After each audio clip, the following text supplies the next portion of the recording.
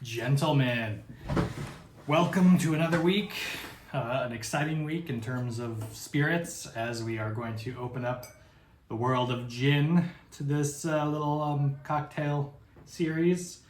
I think I made a handful of drinks with gin in the first season when I didn't have a set liquor list for each season. But now that we're doing things a little more organized, it'll be kind of exciting to open this up. I know a lot. Gin can be a very dividing thing. There's some people that can't stand it, and some people that love it. So we'll see. We'll see if this goes anywhere to change anyone's mind one way or the other. So the drink of the day, drink of the week is the Dry Orange Martini. Pretty straightforward name. And it's pretty much what it is. It's a martini by all accounts, with a little bit of orange liqueur in it. And if you have it, orange bitters. And it just kind of, it keeps that dryness of a good cold martini that you have with a nice steak dinner or something, but it adds a little kind of nuanced flavor that's really good in the late summer, fall season, a little crispness. I happen to like it quite a bit, so hopefully everyone else does. This is a big boy cocktail. It's 3 total ounces of liquor. There's not even that low of it. I mean, vermouth's not insanely strong. Neither is, well, actually, my dry caracal is the same as just about any whiskey.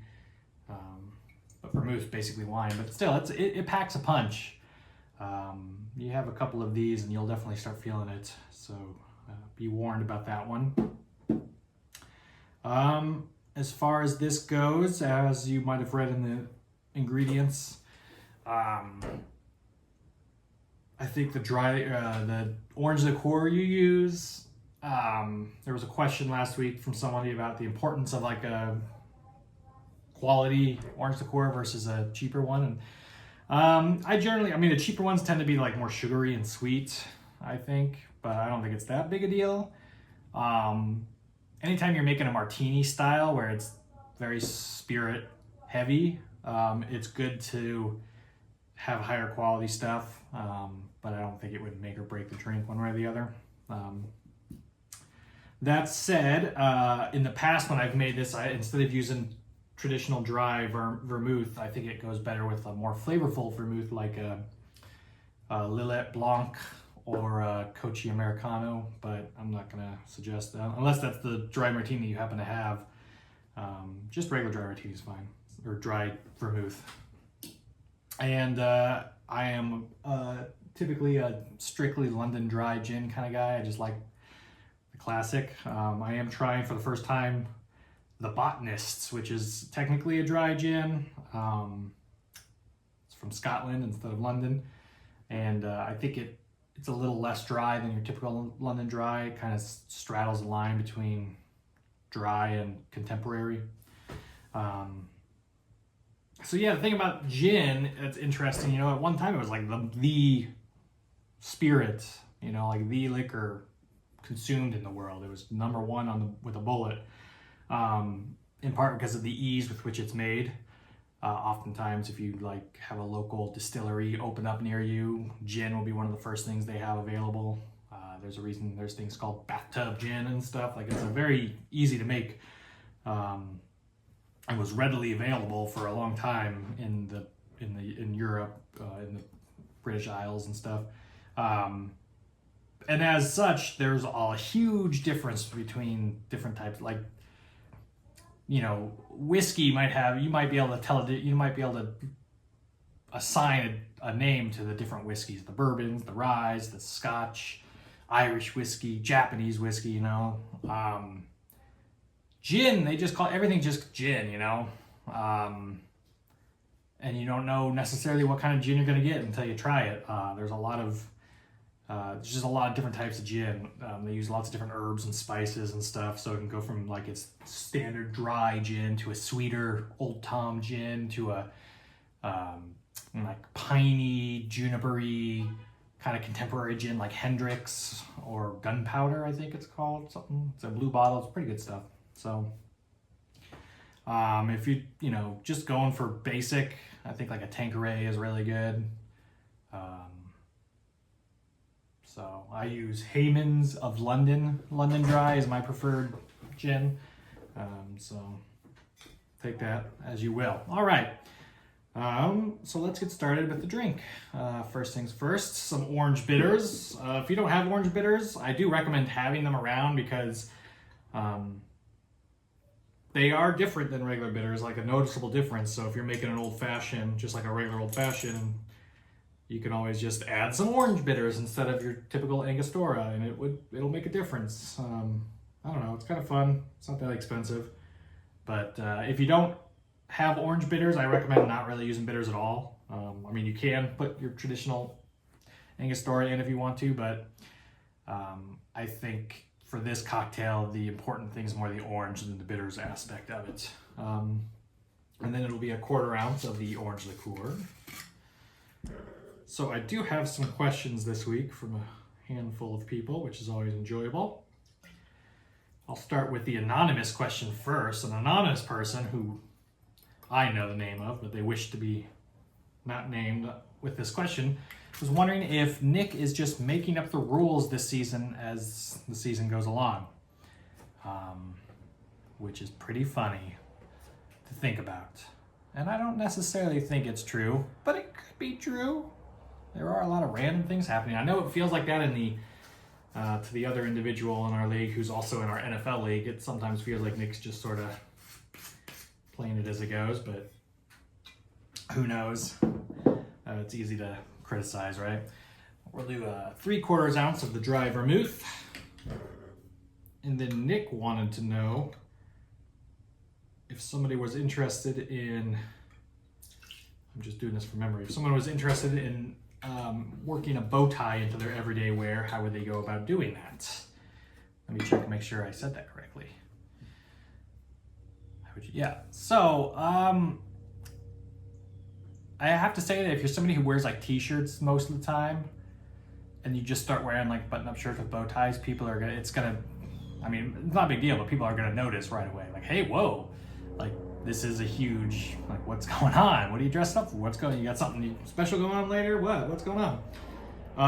But if, you guys might remember for a while, like before I wore bow ties, I always wore button-up shirts at least, and sometimes had a regular long tie on or something, so seeing me in a bow tie is not like, what's going on?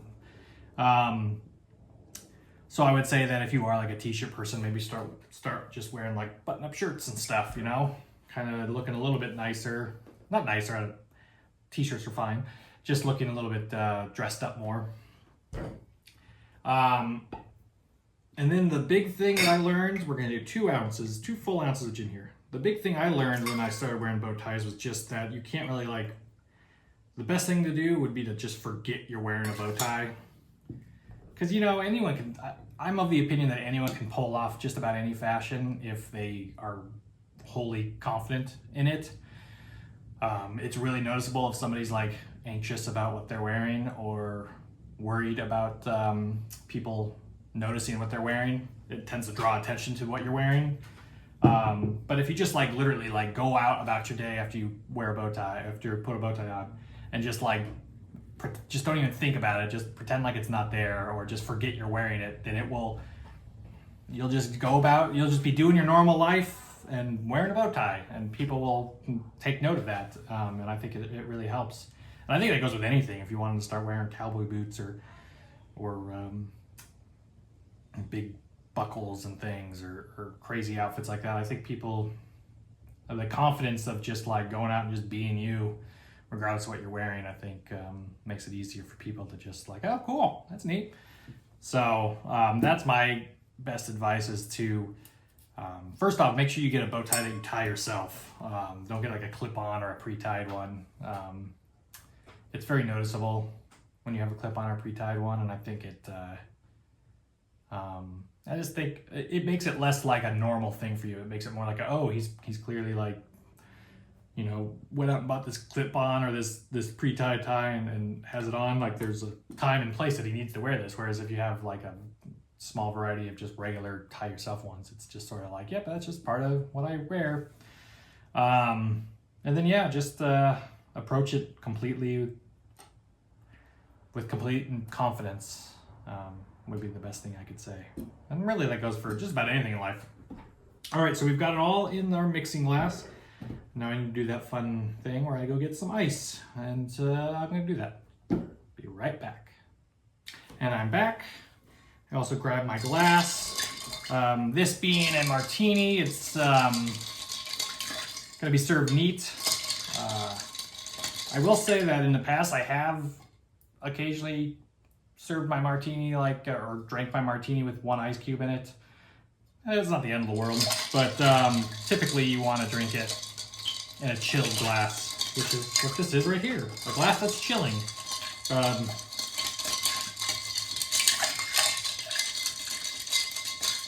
I did take it out of the freezer, so it was pre-chilled, but I wanted to maybe remind everyone that if you're not,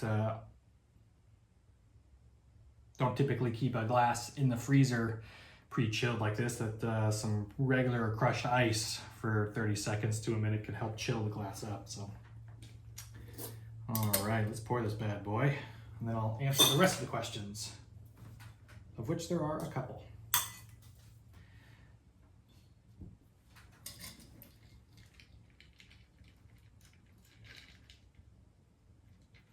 Oh, so pretty.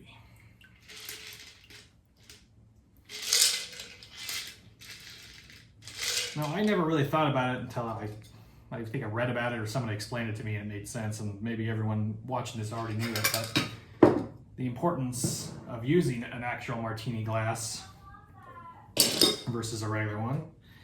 I'm going to give it a little grapefruit twist. It calls for grapefruit peel. We happen to just have grapefruit because Karen enjoys eating grapefruit.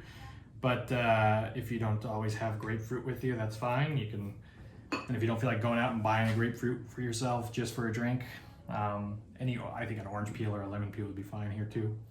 The importance of a martini glass is that you don't have to actually hold the part of the glass that contains the drink, thereby warming it up some.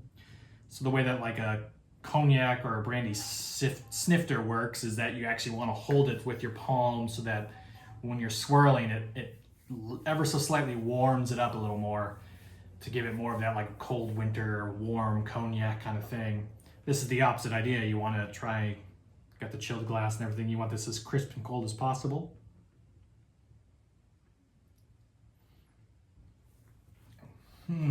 Oh, I like martinis quite a bit, and that's a good one.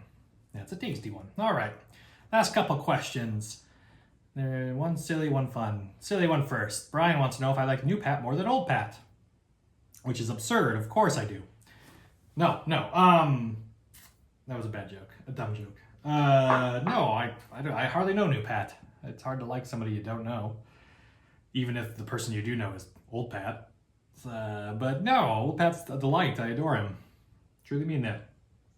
And I know he's an avid fan, so I wouldn't say anything otherwise. And then Brian also wants to know if there's any changes to the home bar this year. New house whiskey, new barware, etc. Two things that I can think of off the top of my head is I got a new, not industrial juicer, but it's a pretty good size, monster squeeze down juicer for citrus and stuff. I do this in part because sometimes I need a large quantity of lemon juice, lime juice, or orange juice for other things I'm making.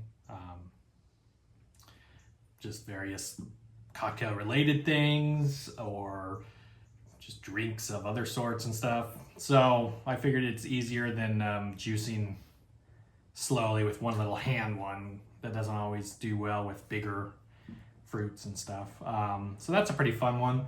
And as far as actually a new house whiskey, is I got a new rye that I really like called Rittenhouse. It's a pretty common one. I'm sure you've had it or seen it before. It's not very expensive. Bottled in bond, 100 proof. It's really good cocktail rye whiskey. Rye is one of those whiskeys like bourbon I can have just on its own. If it's a good bourbon, and Scotch obviously is the same way. Japanese whiskey. I even have a bottle of Indian whiskey that's really good.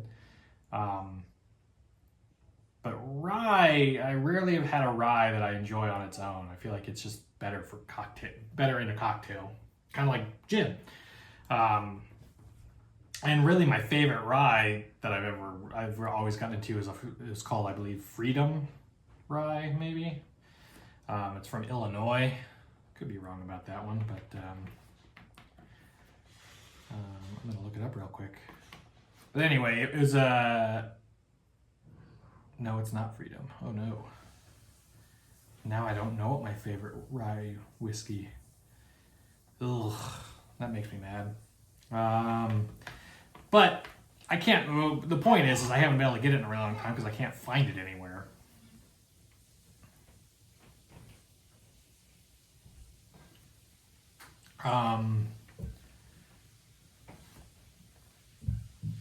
Few. That's what it was. Few rye whiskey. Few. So anyway, that's my preferred rye, but they don't make it, or they do, but they don't sell it around here for some reason. I've looked around. So if I find it, I'll pick it up because I like it so much. But since it is a smaller distillery and it's hard to find, I had to find a different one to use. And that Rittenhouse is really good. I recommend it to anyone who makes whiskey cocktails regularly and enjoys the spiciness of a rye versus a bourbon. So, all right, gentlemen, those are the questions. I look forward to more next week. I hope you enjoy your dry orange martinis. And don't have too many of them, unless you want to. I'll see you next week. Cheers.